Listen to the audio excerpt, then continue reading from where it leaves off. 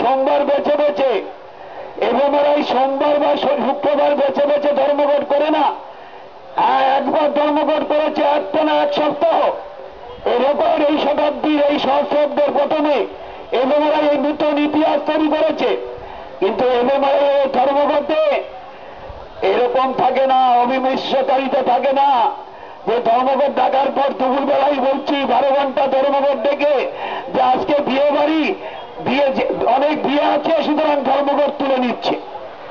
ফলে এই কথাটা আমাদের খেয়াল রাখতে হবে যে এই ধর্মঘট যে দাবিগুলির পক্ষে প্রচারের শীর্ষে এই ধর্মঘট সংগঠিত হয়েছে, এই ধর্মঘটের মধ্য দিয়ে আমরা কেন্দ্রীয় সরকারের কাছে আমাদের বার্তা পৌঁছে দিতে পেরেছি।